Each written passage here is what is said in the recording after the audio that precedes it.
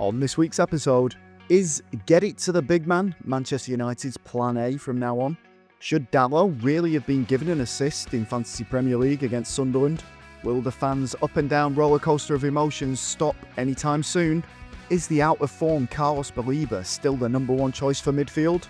And we answer more of your questions in the Gunners mailbag. All this and much more on Fergie's Gum, a Manchester United podcast.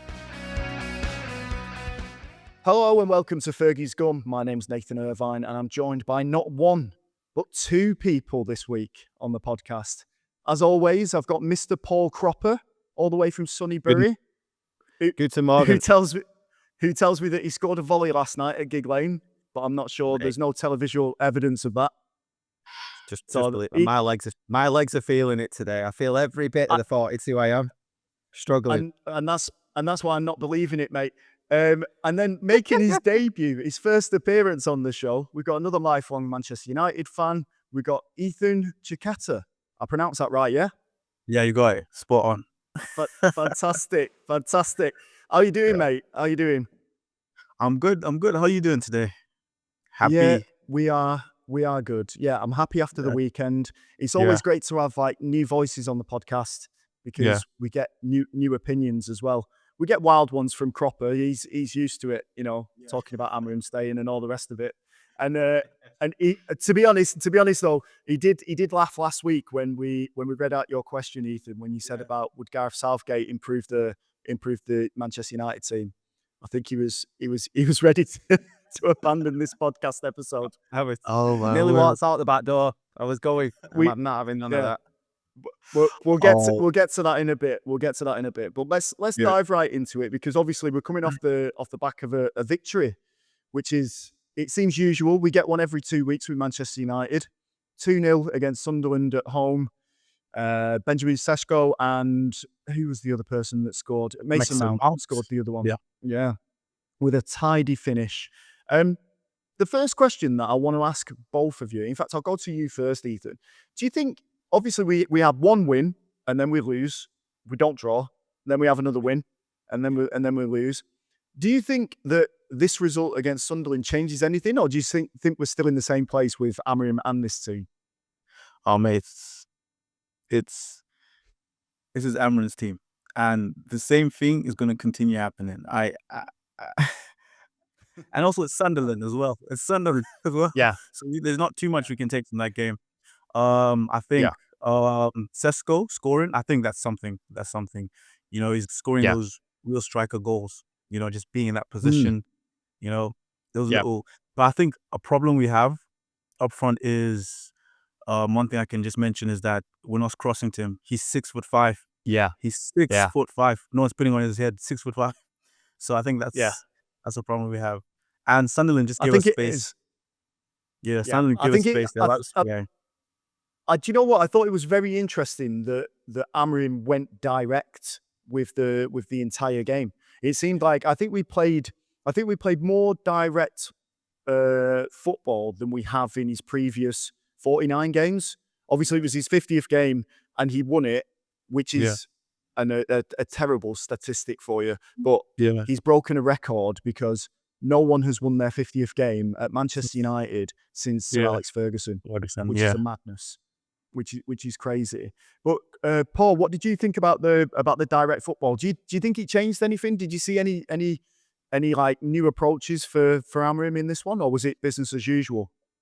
I'm not so sure it's a change to direct football. I think we've seen it before. We saw it at the Chelsea game with the flick on from Sesko. I think it's something, even Bayern there, we were saying his distribution was actually quite good, so he was even quite direct.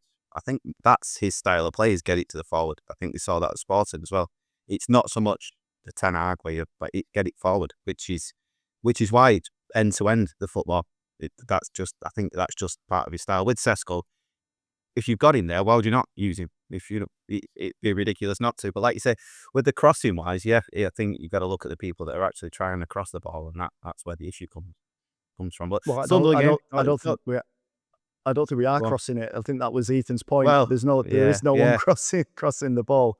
Which the end product of Dorgu and Dalot's terrible anyway, isn't it? Yeah. But it was a good performance. I thought we started well, and we seemed to start most games quite well. And we got the goal, which makes a massive difference. The Mason Mount goal, it helps United if we get the early goal. If we don't get the early goal, we always seem to get put under more pressure, and then the team goes in themselves, don't they? And they struggle with confidence. So, yeah, early goal helps. You've got to take the win, no matter what. Like we said last week, no game in the Premier League is an easy game for this Manchester United squad. So take the win. Be happy with the performance. I thought the link up with Ahmad and Mbeumo on that right side was very good again. Going forward, it will be. It's going the other way, which does struggle. But yeah, it's a good performance. And like you say, Sesko scoring a goal. If he can get on a run of scoring each, confidence, building his confidence. Yeah, that's massive for a striker. Just to get that goal stops people being on at him, doesn't it? We've seen in the press, like the likes of Verts, people are on at him for stats. If Sesko scores goals, what more can you ask of him? Yeah, and I thought his link-up play was very good as well, Sesko. So, yeah. I thought Sesko actually played like decent, even with his off the ball stuff. When he was on the ball, there was one moment that I really enjoyed when he was on I think he was on the halfway line, and he shrugged off like two players, kept it close control, and then played the ball inside to Bruno. I can't remember if it was given as a foul or not, but he was fouled in the process of doing it. And you think back to Rasmus Højlund last season, and I still love Rasmus. Like, he wasn't good enough to play for Manchester United, but like, you think of how he was playing last season, and he was wearing those defenders as rucksacks all the time. He could never shake them off. He could never get away from them. But Sesko seems to have that bit of edge about him, like a bit nasty, a little bit of elbows, just in the ribs, just to create a bit of space.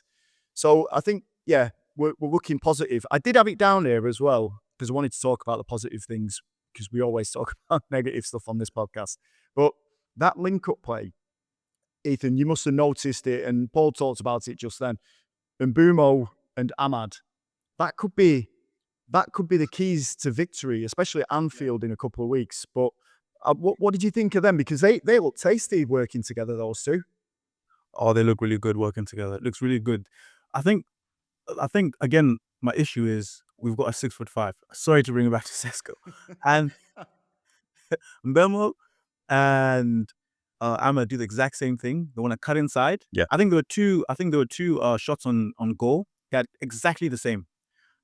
I think Ahmad tried it first, cuts inside on his left foot, tries to cut in, tries to shoot in.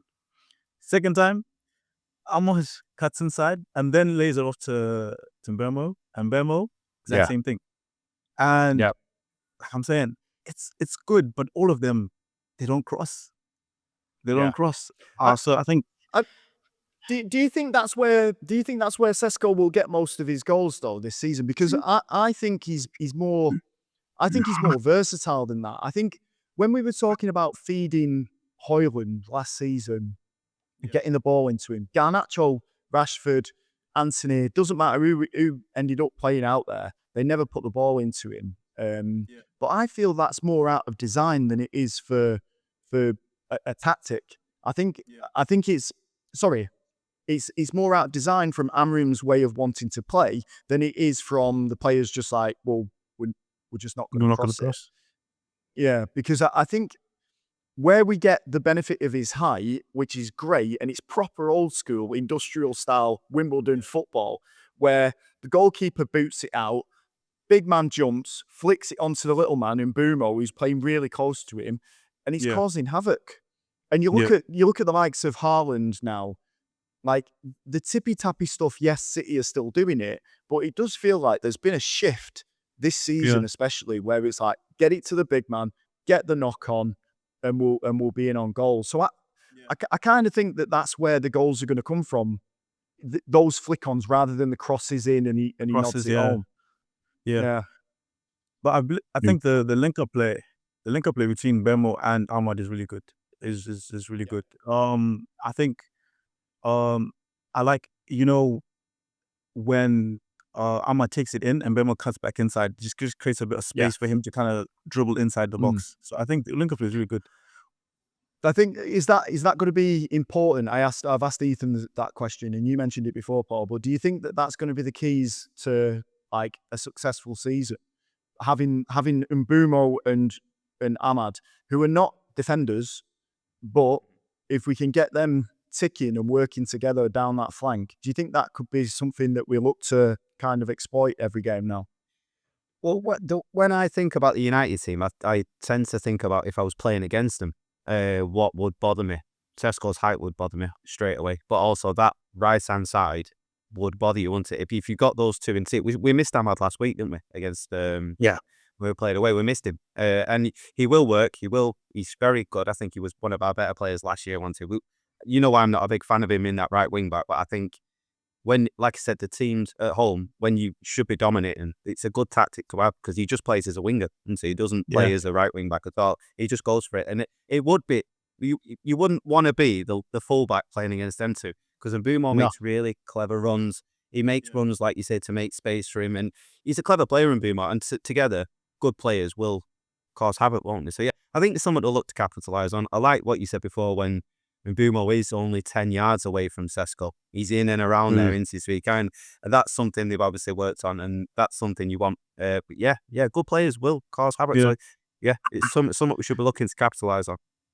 Speaking of good players, what did you make of Lamans' debut, Ethan? It's a low bar. We've been starved as Manchester United fans of decent goalkeepers for the last, 3 seasons, whenever De Gea left. But what did you think? The little chance of Are you Schmeichel in disguise seemed a bit much, but what did you think of his performance? Oh man, mate! Finally, a keeper that can catch the ball. I was watching the game, and every time he caught the ball, the fans just start clapping. Clapping. And that's what I mean. It's a low bar. It's a really low bar for what gets a cheer and a chant these days. Yeah. And that, coming out and claiming the ball. But I thought he did look confident. I thought he looked assured. I liked it when he was shouting at, I think it was Dalot. I mean, we'd all shout at Dalot if we was on that pitch because he just keeps switching off. I don't know why he does it, but he does keep switching off. But in terms of Lamans and his approach to the game, I thought he looked confident on the ball with his feet, even though he was huffing it long. He looked confident coming out for the ball. He didn't look like he was going to flap underneath corners. I think he had a couple of shaky moments, but every goalkeeper is going to have that. It's can they save shots and can they catch it? That's the 2 fundamentals you need as a goalkeeper. Yes. So, but yeah, I thought he was decent. I don't think Bayern Dayr's getting near that first team again, is he? No, but also, do you think Lamans made any, spectacular save? He had one against Xhaka, and I thought that was the big test for him because he shot it from distance, and I mean, you guys are Paul, I don't know how old you are, Ethan. Me and Paul are in our 40s, so it's like when I'm talking about Massimo Taibi and the way that he performed when he had a shot at him and it went over him, that could have easily have happened to Lamans in that game, and then it would have been like, oh my God, it's gone from bad to worse. But I think to save that shot from Xhaka, who has scored from that range before, he's known for long range bangers. I think that meant a lot. But it was that first claim when he just came out and just caught the ball, and it was like, a goalkeeper with hands. Who knew it? Who knew? Who knew this was a thing? I messaged you, Nathan, didn't I? I said to you, what is this magic? A goalkeeper catching a ball. What is this? Do you know what I did notice about him? Sorry, so he That's all right. when he had the ball at his feet, he's very comfortable with both feet. So when sometimes you've got a goalkeeper where he's right-footed, strikers will make a run and they'll push them onto the left foot. So and he wasn't, and they'll run around the ball and they'll kick it with the right foot. De Gea was terrible for it. But he just put it onto his left and he could just ping it with his left foot, and you're like, oh wow. Well, so he can use both. So that's a big thing to have, big confidence. He just looked calm and collected, and that's what a goalkeeper should be. A goalkeeper shouldn't be mental. Should they just doing silly? They should be calm and tranquil. Is how I like my goalkeepers.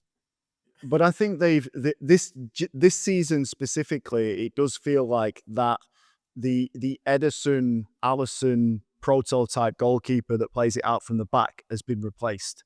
They've gone back to basics with we need shot stoppers. We need goalkeepers that can actually catch the ball. Hence why City got rid of Ederson. Yeah. They brought Donnarumma in. I think they've kept 3 clean sheets this season out of 6 now. In the 6 games that he's been there. And then Manchester United have obviously gone, right, we can play out from the back, but we need a goalkeeper that's got hands. Yeah. We can't keep having goalkeepers that keep diving with their hands in their pocket or just turn invisible when it comes in. So it'd be interesting to see what happens. And while we're on that subject of the ups and downs of football and what's happening in this early part of the season, we'll take a little break here. We talked enough about Sunderland. It's an expected win, right? We should have won that game. We have won that game. We move on. But after the break, we'll talk about this emotional roller coaster of win one, lose one under Amorim, and just see where we go from there.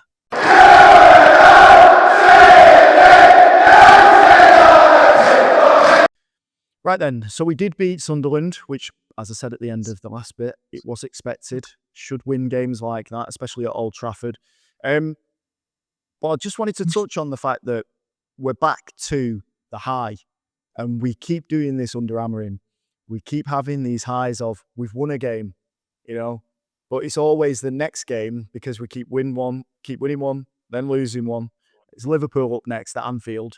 I'm not expecting anything out of that but another loss. But this up and down, this emotional roller coaster that Man United fans are on at the moment, it's obviously having an effect on their opinion about the manager, right? It has to be. Because one week you're up, next week you're down. Is there a way that they can stem the tide on this? Do you still feel the same way as you did last week when you was arguing for Amorim in? Or do you feel, Paul, a bit like stronger, that you feel justified after that win at the weekend? Yeah, justification. I think I was right when I was saying it last week, and I don't think I hope let's not get carried away. A home win against a team of that level, we should be winning. So just calm down. But you're taking the justification. I'm taking it. Yeah, I'll get it where I can. I'll get it where I can, mate. Do you know what? It's just expect this because it's where we are. Expect a win. Expect a draw. Expect a win. If we're not going to be able to string together wins, 3-4 wins, we're just not going to do it. Have you seen that poor lad who's not cut his hair yet still because he's waiting for 5 games? Yeah. He's going to be struggling, that lad, isn't he? But you've got to give him time. Got to give the manager time, get his players in, and then we'll find some sort of rhythm. The games also, you need them to be favourable. Like you say, we're away at Liverpool next. It's a tough game. I did mention last week that our home games will be vital to United because I feel like the players are a lot more comfortable at home. And that's when we should be favourites to be pushing on and attacking, which is what they seem to be better at. We're not so good at going away from home and sitting back and in a low block. It just doesn't really do these players any favours. Expect it is all I'd say. Expect that pattern of win-loss. And then until you get a few more players in, transfer windows, etc. Another thing I just wanted to mention off the back of last week where you mentioned it, I think we kind of forget Ruben Amorim's quite a young manager. We forget he's also probably learning a bit on the job. We seem to think he's some sort of older, experienced manager. He's also learning on the job. He'll be learning more about his players every single week. And that's something we need to give him a little bit more time to just come to terms. And he's learning the league as well. But yeah, he'll be learning that there's no easy games at this standard. Not one. In Portugal, you will get easy games where you can just, we'll go for it. There's 0 easy games in the Premier League.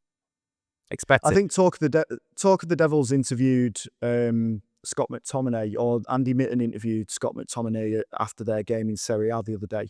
And McTominay was saying like the differences between the leagues is like night and day.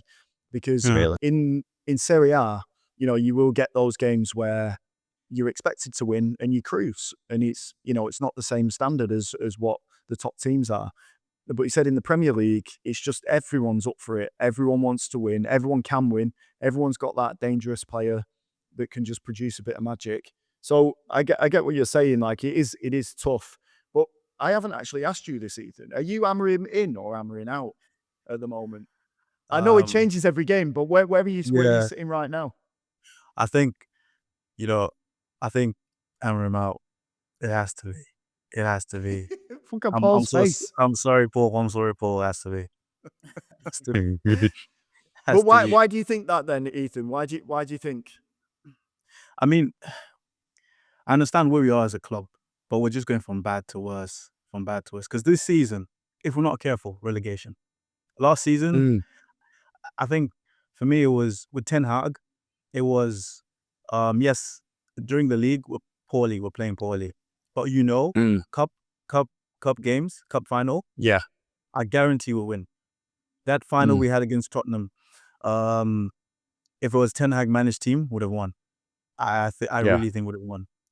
So I think for me it's just I don't know. It's just Just time for a Cameron's change. just it's not just time for. It's just he's so stubborn. Like it's a good Mm, thing, but it's a bad thing because even Pep is kind of like mm, he's adapting. Even Pep is adapting. yeah. You get what I'm saying? So it's like with um with Amorim, it's like he's so stuck in it, and it's not working. We don't have the players for it. He's bringing on Ugarte. Ugarte's so bad. He's so bad. He is. So it's It's bad.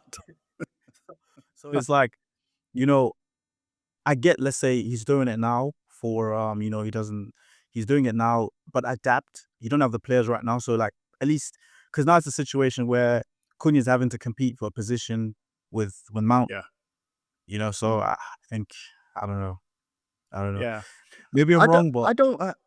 I don't hate that. Like I think like every single position should have competition for places. And yeah, whenever I see another story about like because Hoyland wanted to stay, he thought he was yeah, going to be able to oust Sesko. okay, So I don't mind that type of attitude.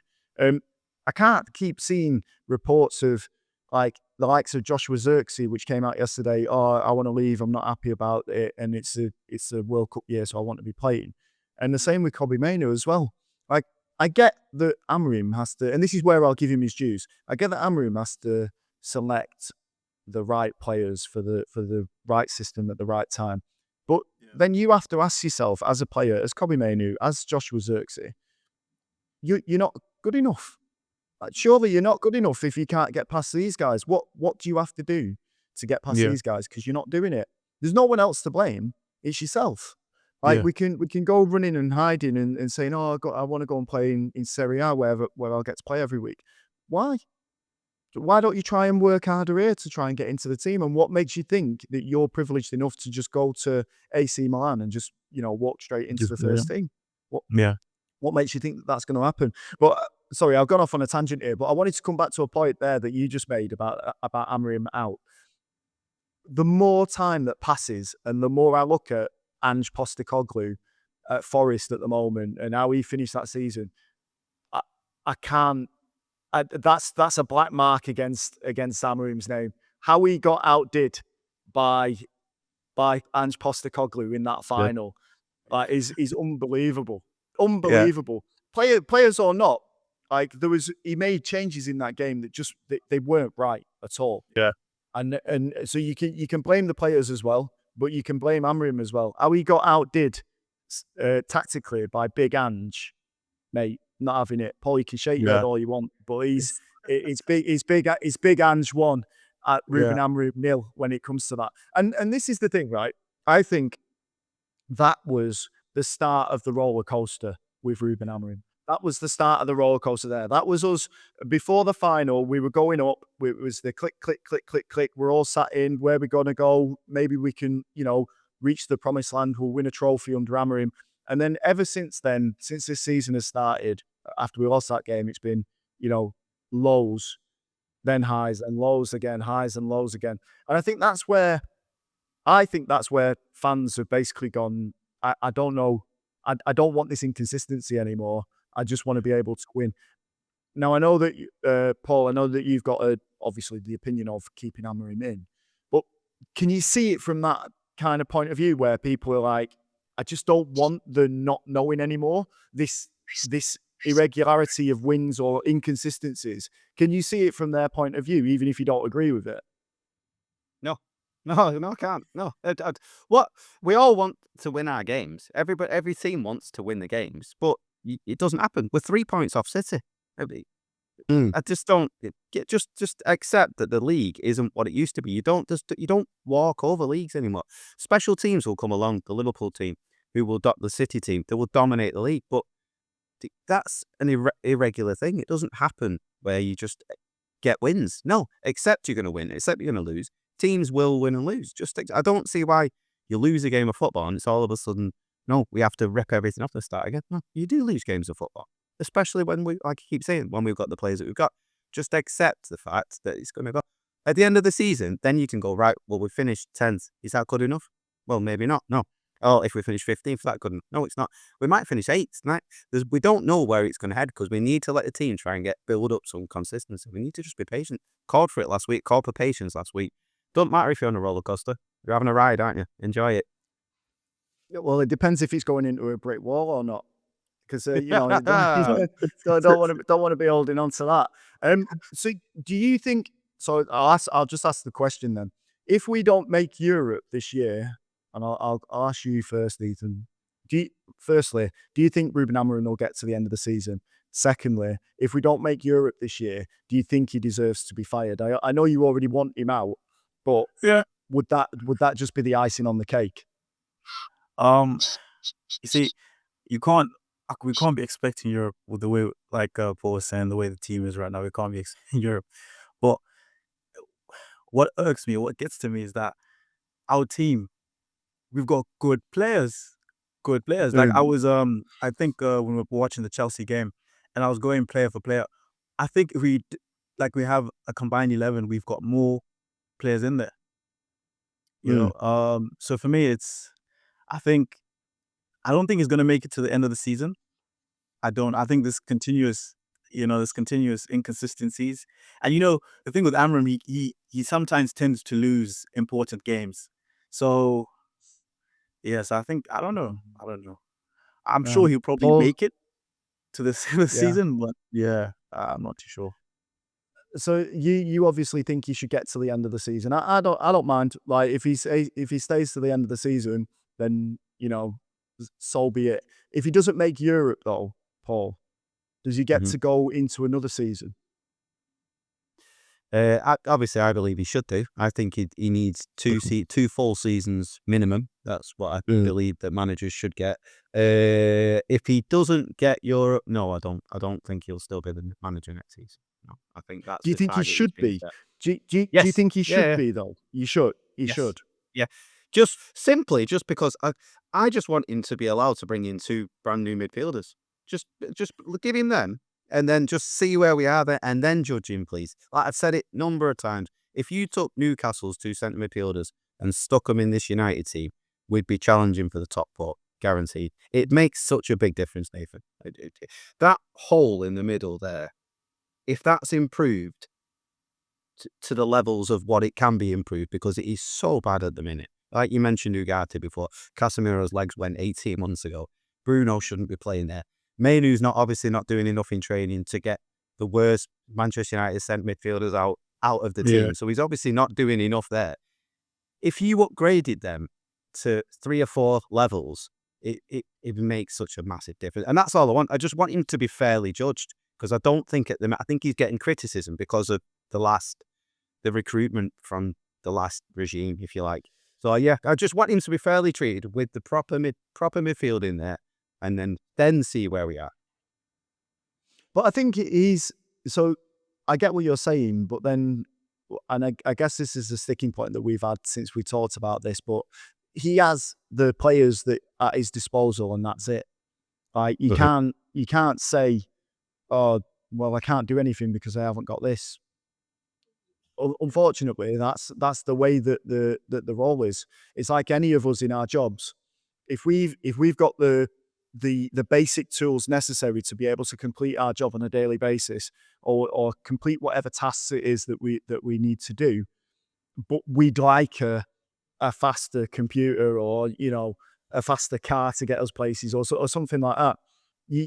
If you can't get that, you still have to do what you can with what you've got. So I don't really buy because Eric Ten Hag had this same thing as well. I've not got the right players in, and I know. I mean, his signings they'll come under investigation in the next 10 years. I'm telling you now, because there was insider dealings there that basically, I think, and this is scandalous to say, but I think he was profiteering off that through his agency to bring those players to the club. I think him and his agent were profiteering off that. And this, whether that happened or not, this is the other danger that we have. If we let Ruben Amorim bring these players in and say, well, they're not, I need 2 midfielders and these need to be the 2 midfielders. What happens if they don't make, if they get them in January, they don't make Europe, and then the next manager comes in, he gets sacked. Next manager comes in and goes, well, I don't want these 2. They don't play the way that I want them to play. Yeah. Then what? I believe there, the likes of Christopher Vivell, Jason Wilcox, they will know that these midfielders aren't good enough. They will know what players we need. That's why they're in this club. That's why they're at the club. They're the ones managing the squad. Barada will also be doing it as well. They will be making decisions with the manager and say, right, these are the players we think will fit this club. What do you think? Who would you prefer? Ruben Amorim probably will get quite a lot of input, but he won't get the full sign-off. It will be Vivell and it will be Wilcox. They will know, as Sir Jim did when he did his interview. He knew that the manager didn't have the enough players, and he was calling for, let's get him the right tools to do his job, and he was calling for patience as well. Then what I think took him by surprise was what United fans are like when we lose a game. It's like the end of the world. But yeah, Wilcox will know that the midfielders aren't good enough. Vivell will definitely know that these midfielders aren't good enough. So they will also be saying, right, let's go around Europe, look for some midfielders, and hopefully in January they'll do it. My worry is you can't bring in top class players in January. So my worry is to leave it till the end of the season, and then us United fans are going, oh, we've finished 10th, or it's rubbish, instead of just being patient and getting them in the summer. Yeah, but they will know. They will know, Nathan. Patrice Evra and Nemanja Vidic would argue that, they can get top players in January. I know it was a long time ago, but they still counted as January signings. But this was supposed to be a separate section where we was talking about the midfielders and who we could potentially buy in January, but we might as well just kick straight into it now. Ethan, if you had the choice to pick one midfielder right now to come in and do a job for United, who would that be? If I could pick anyone, Caicedo's look really good. Yeah. Okay. Let's do it realistically then. Yeah, Caicedo would be, I think, top choice for most of us. But okay, let's do who's available. Who you think we could possibly have a chance at? Like, who's realistic? I think Baleba, but I don't think Brian's going to let him go in January. But I think that would be a proper signing. He's a proper midfielder. I know his start hasn't been too good, but I think that would be a proper signing in the middle of the park. I think Baleba, I still believe that he would be a very good signing for United. However, he's been taken off at half time for a majority of his games that he's played this season. This season that is good.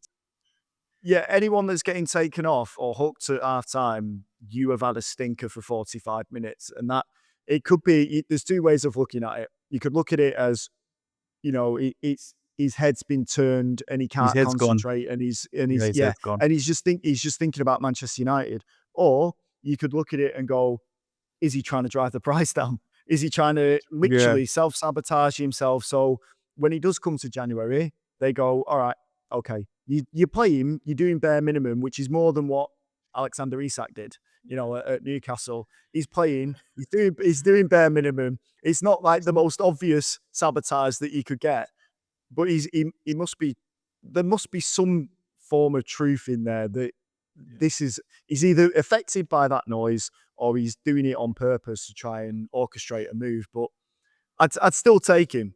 I wouldn't take him for 100 million. Not a chance. No. Not a chance. Yeah. Paul, who's your pick? One man for the, well, when you asked me about this, I obviously made a list because I love a list. Go on. The man at the top of it is obvious, is Adam Wharton. I believe Adam Wharton, when he goes on the pitch, I think he thinks he's the best player on the pitch. I think he's got that arrogance about him. He strikes me as do you know when we say he's a Manchester United player? So there was Declan Rice, Harry Kane, Kante, Mahrez, the Bellingham. There's a list of players that were Manchester United players, and we should have signed them, but we went in the completely other direction because the club was run by idiots. He strikes me as, if you went, who's a Manchester United player?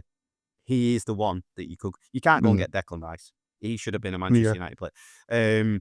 So yeah, Adam Wharton, top of the list. When I was thinking, I was trying to think. I've got Angelo Stiller on the list. I've got Edison. Those types of players. The problem with Adam Wharton is he is going to cost you more than Belieber, but it's worth every single penny. He would be. Questions. Well, just at the beginning of this week, it was reported that Adam Wharton, and I know this is, I take this as you will, because we've heard of these gentleman agreements before, but apparently he has a gentleman's agreement with Palace that he can leave for 65 to 70 million next season. Well, that's a worry, because the rest of Europe will also be looking at that. So we need to be thinking, right, can we get it done now? I also, I love watching the youth team as well. So there was another option there. There's a kid there called Jim Thwaites. He's brilliant, Nathan. He's absolute. So let's not be too hasty just to go and spend, right, we need to go and get a Stiller. We need to go and get an Edison, spend 50, 60. There's a kid there. And I know he trained with the first team this week, didn't he, on Friday? So they obviously think, if any listeners haven't seen him, go and watch his kid. His free kicks are like David Beckham. His passing is like Paul Scholes. You can't press him in the midfield. My only worry for him is he's more of an 8, if you like, than a 6, which is what position he would be going into. But he's fantastic. And obviously the club think a lot of him if he's training with the first team. But every time I see it, I've watched the youth team, because you've got the likes of JJ in there. You've got Shea Lacey in there, these flashy players. But he stands out more when you watch him. I love midfielders anyway. So don't be too hasty just to go and spend 100 million on a player like Belieber when you've got this kid there who could do a job for Manchester United for years. He's a kid from Bolton as well, local kid. So fantastic player. With the most northern name ever, Jim Thwaites. It's a great name, isn't it? Love it. It sounds like he owns a brewery. But there's also Sekou Kone that was earmarked for a role in central midfield, but I think he fractured his orbital, his eye socket, in a collision. It was a pretty nasty one, actually. It was a clash of heads, and he had to be. Was the game abandoned? I think, and he was carried off the field in a stretcher. So there was a little bit of a worry. He was rushed to hospital, but I think I don't think he's back on the training pitch now, but he's, I think he's okay now. He might be back in the gym. But he's another player that, from the youth team, and we talked about this last week, Paul, if Amorim suddenly just turned around and went, look, these lads ain't going to be here next season. Your Casemiro's, Bruno's even, you never know. Ugate's, like these central midfielders, even Kobe. Do you know what I mean? I know I want him to be able to get in there, but clearly something's not right. If Amorim is dead set on these players not being there and not being good enough, as we can all see, just bring the kids in. Just let the kids try and bed in for this season. If we are going to accept it's going to be win one, lose one, do it with these young lads that can actually play in those positions. Because I think, even though you said it's impossible to try and sign someone in January, I still think business will be done in January. I don't think it will be Wharton. I don't think it will be Belieber. I think it'll be one of those other ones that you mentioned, like an Edison, that they might try and go for from Atalanta. But before that, go and have a look in the youth team and try and bring one of their players through, because they're doing the job. Darren Fletcher's got them firing at the moment, and he's done a fantastic job there. So you never know. But let's see. I don't want to, just to go back to the original point, I don't want to be on this roller coaster anymore. I just want some consistency in my life, which has been lost since Sir Alex Ferguson left. So I just want to, whether it's Amorim or it's someone else, I just want someone to come in and go, right, we're all right. Let's have some smooth driving for a bit. Yeah. Enjoy the ride, Nathan.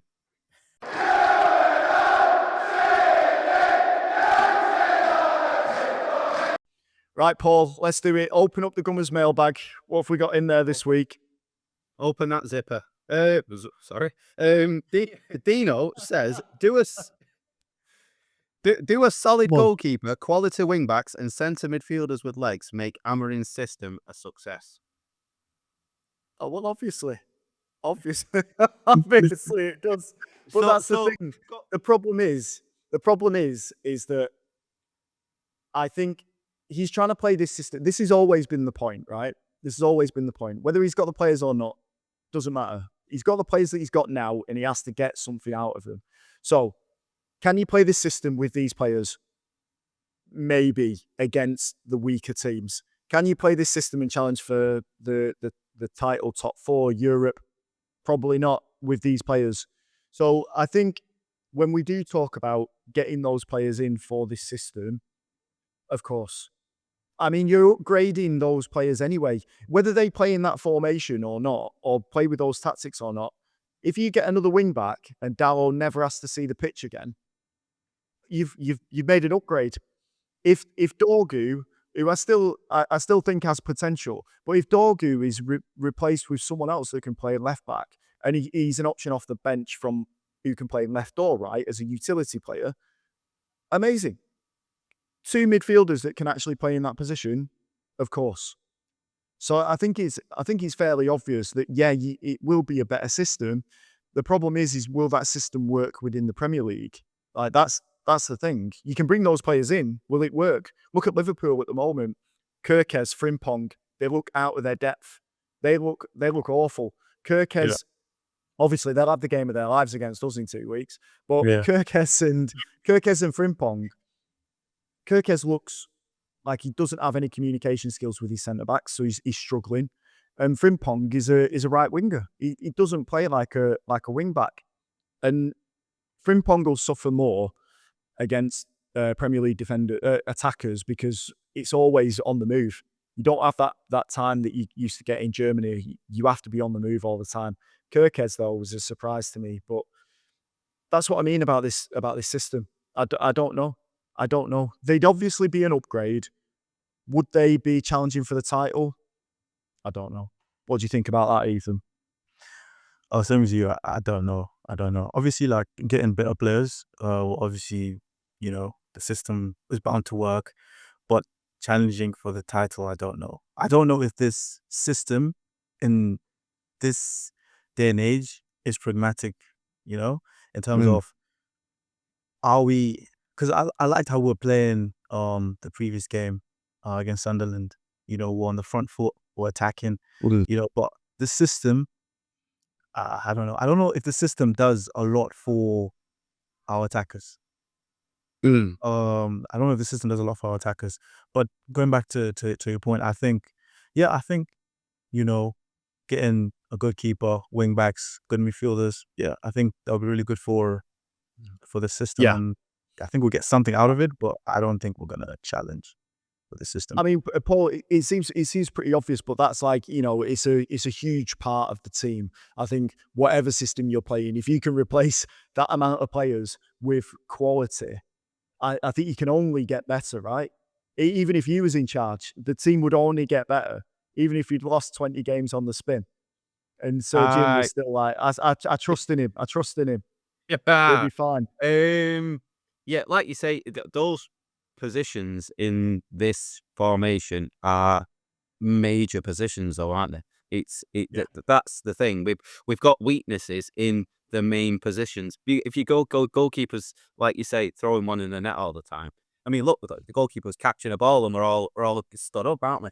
So these are major. Your wing backs in this system are major positions, and your 2 6s are massive. Like that, I can't exaggerate how big they are. So if you upgraded those positions, it'd make your forwards look better. It'd make your 3 centre-halves look better. Because what he wants, the manager, he wants to go direct, which is why he's doing it. And then he wants the defenders on the halfway line. So we're playing in your half, which is why Maguire looks out of his depth, because it's like, I don't want all that space behind me, Harry Maguire. So he's obviously, I can't quite go on it.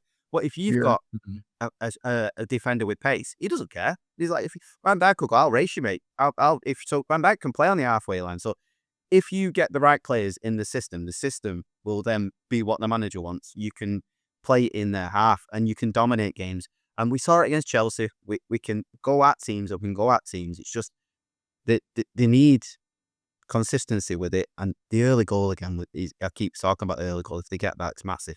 But yeah, if you upgrade those positions, the whole squad would have a big lift then. You'd see Sesko playing better. You'd play better with better players. But yeah, they'll know the players. The players will know in training that some of these lads aren't good enough when they're looking around. And they'll also Ugarte will probably be looking over his shoulder thinking, I won't be here in 6 months because I'm not living up. They'll know.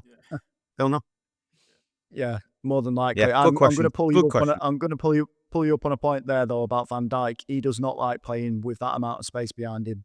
If you watch in, and he was at fault for the goal for who was it that scored? Caicedo.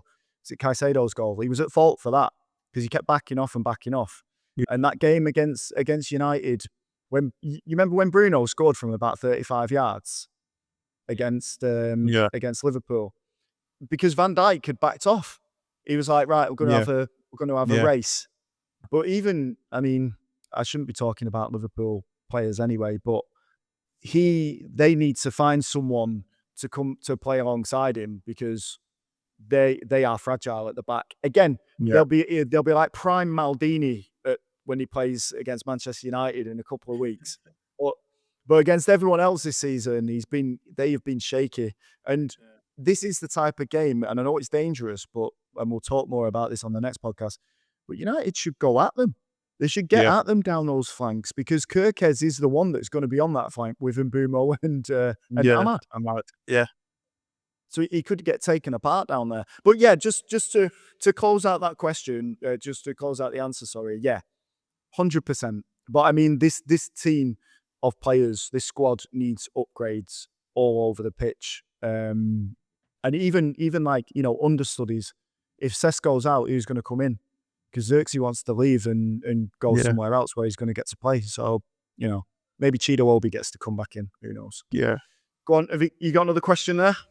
I have, Last one. from Kevin. What do we think to Sesko's start to his Manchester United career? What do you think, Ethan? I think it's a good foundation. It's a good foundation. I mean, from the first game, you could tell, there's something there. I think it's going to come good. His runs, even the goals he's now scoring now, it's those, I love those old school striker goals, those poacher goals. He's just there. Yeah. Tap it in. Yeah. So I think he'll come good. I think there's a bit more. We just need to, I guess, find a way to get him more involved in the play. Because right now he's dropping deep, doing those flick-ons. But I think, sort of like Haaland on transition, I think he's dangerous because he's really quick. I think he's really quick. But I think you're right. It's like, if he hadn't have scored by now, I know it's only 2 goals, but if he hadn't have scored by now, there would have been question marks about him, and we would have been all the knives would have been out, and it's crazy because you see how the media treat Manchester United compared to other teams. What was it on Sky Sports? Oh, they've lost 3 on the spin, Liverpool, but they're a team in transition. What? and then they spent nearly 300 mil on players. No, I'm not having it. I'm not having you saying that they're a team. Yeah, I'm not having it that they're a team in transition. No, when you're talking about and again, I'll stick up for Amorim in this case as well. When you're talking about teams in transition, Manchester United is a team in transition. They need to get loads of players out, loads of players in under a new system, which again isn't getting the best out of the players that we currently got. Absolutely no way am I taking Arne Slot has got a team that's in transition when you spent that much money on browsing away Alexander Isak, Kirkez, Frimpong, Wirtz, Ekatike. No thanks. Yeah. No thanks. Not at all. But going back to the original point, Sesko scored. Hasn't Sesko scored more goals in the Premier League than Isak this season? Yeah, yes. Like that. On 2 goals. Yeah. So, I think Sesko has been brought as a player that he will do those, as you say, released from midfield, and he'll be able to run onto it like a Haaland can do, because I think he's strong enough, and he showed that at RB Leipzig as well. He can do all of that dirty work. But I think what Amorim loves about Sesko is his all-round play. I think he loves him for more than just the goals, because he knows that 3-pronged attack, whether it's Mount or Fernandez or Cunha on that left-hand side, and Mbumo seems to have made that position his own now on the right wing. He knows there's goals there. So if Sesko can bring those guys into the game, perfect. if he finishes the season with more assists than goals, Amorim will be, and I will be as well. Like, I'll be like, yeah, fantastic. Unless it's Yeah. 3 assists and 2 goals, then I won't be. Yeah. Then there's a problem. But I think he's had a decent start. What do you think, Paul? He's I he's think all right. Like, he's been busy. I'm gonna go. I'm going with it. I think he's been better than his start has been better than I thought it was going to be. And we all know how hard it is to be a Manchester United main striker, as it's proven with the past 2 or 3 that we've had. I love how he's come in with. He's got an arrogance about him, got an attitude about him. He looks like he believes in himself and he believes in his abilities. Of I'm going to cause you absolute havoc today to all the defenders. He's got that bit of nastiness about him, which you can see. His runs are such a bigger upgrade on what Højlund was doing. He's stronger. He's physically suits the league more. Really excited about him. I think, like you say, he scores tap-ins. We've seen him score worldies. He will grow into this Manchester United team. I think the players are just learning how to work with him. Like you mentioned before about crossing the ball to him. That'll come. That will come because when you've been used to putting the ball in and you've got, I don't want to keep digging Højlund out because I'd like to, but when you're putting the ball in there and he's not winning the headers, you stop putting the ball in. When you're waiting for a striker to make a run and he doesn't make the run, you stop putting the ball. You stop making the pass. When you put the ball on his chest and wanting to hold it up and he falls over, you stop giving it him. So now what the players are getting, I can actually give it him, and he'll hold it up and he'll lay it off. Well, all right, and they'll do that more and more. When you put the ball in the box and he wins a header, they go, "Wow, what's going on here? Striker won a header," and you've got to build confidence and relationships on the pitch. That will take time. What has impressed me is, like you say, the scruffy goals. I didn't think he was that type of striker. I thought he'd just score screamers kind of thing. Maybe 10, 15 goals. If he can start doing those 6-yard box goals, you might be looking at 20 goals a season. If we've got a striker that scores 20 goals a season, you're on a winner, aren't you? So yeah, I think he's been a lot better than I thought, Nathan. Yeah. And I think you just touched on the point there, but like when we don't play with traditional wide players or wingers that are going to swing it into the center all the time, and I don't think many teams do that anymore. Like, I think that Walter Made or whatever he's called from Newcastle, I think Jacob Murphy put one on his head and he put it away the other day. I think those goals do exist and they can do for Šeško as well, but I don't think they're the primary target for him. I think what the way that Amorim sets up and the way that our attack sets up is the wingers and Šeško just converge on the 16-yard box, 18-yard box, and then it's just whatever the chaos happens, they're hoping that someone just manages to poke a toe on it. They're either hoping that Mount's in enough space like he was the other day and he can score that goal, which was amazing. Šeško there to get a little tap on that throw in. Sorry, just to put a point out there. Dalot got an assist for that in FPL. Dalot got an assist for that for Šeško's goal in FPL when it came off a flick on from a Sunderland defender. Anyway, I've got Dalot. You have Dalot in FPL. Dalot high-fiving everyone. Look at me assist. No, brilliant. I didn't have Dalot as in FPL, but it came up on Twitter and it said Šeško goal, Dalot assist, and I was like, I'm watching the game. Am I on time delay here? Does something else happen? Because that's not his goal. That is not his goal. Sorry, that's not his assist. But yeah, I think Šeško's start to the season's been good. I think he's not going to be that striker that's probably going to get 20, 30 goals this season. But I think he'll be bringing other players into the game. And I think that's what's going to be the most important thing, because for far too long, as you say, we've had Garnacho, Rashford, even Bruno when he's played out wide, just trying to do everything because they don't quite trust the man in the centre. Yeah. So they're trying to score from all over the place. But I think as time goes on, as they build confidence, as they build up these partnerships and that awareness of where Šeško will be, where Mbeumo will be, where Cunha will be, and the rest of them that are behind it, I think we'll start to see more goals in this team. So can't really complain about that. So the back where we look fragile. So the back, So we need to sort that out quick, Yeah. sharp. In fact, I would go, just the last thing that I'll say before we end this podcast. I would say more importantly than a midfielder, and this might be controversial, more importantly than a midfielder, I think we need to buy another fast centre-back in January. I think that's what we'll... But Yeah, see, you know, my I would take him. see, my problem with that is we have defenders. You've got Aiden Heaven We do. there. We've got, we bought in Euro. Like, I don't think we've got what's that guy? What's his name? He's always injured. We've got Lasandra there. Martinez. We've got Martinez. Yeah. We've got defenders, and these are good defenders. I don't know. But they're not fast.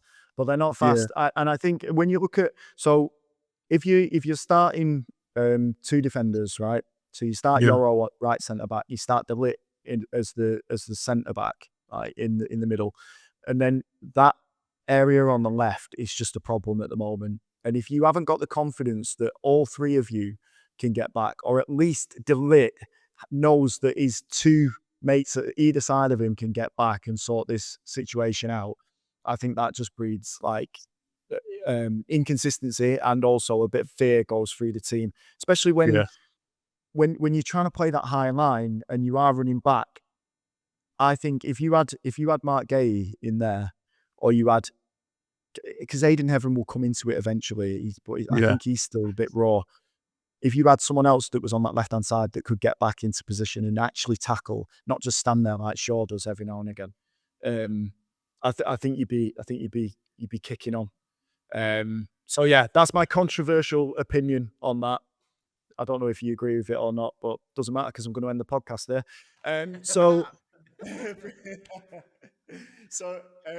Right, I do have to leave the podcast there, unfortunately. But it's been great.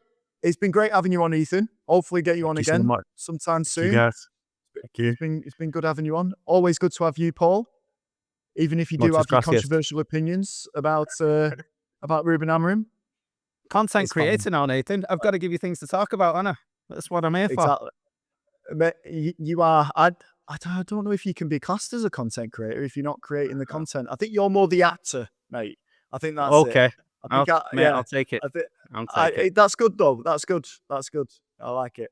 Anyway, do not forget to sign up to the newsletter, which is on Substack, Fergie's Gum podcast at Substack. We're on TikTok, we're on Instagram, on YouTube as well, where Paul has become popular again for his opinions. Over 2,000, 3,000 views on one thing and a few comments, but most people agreeing with you, mate. So there we go. That was a nice thing. Love you, Gomez. Sign up. Yeah, so don't forget to sign up to that. There is a website that I am working on at the moment in the background as well. So hopefully I'll be able to reveal a bit more about that in the coming weeks. But do stay tuned and thanks for subscribing. We'll talk to you again next week, which I think will be the week of when we play Liverpool at Anfield, if I am correct.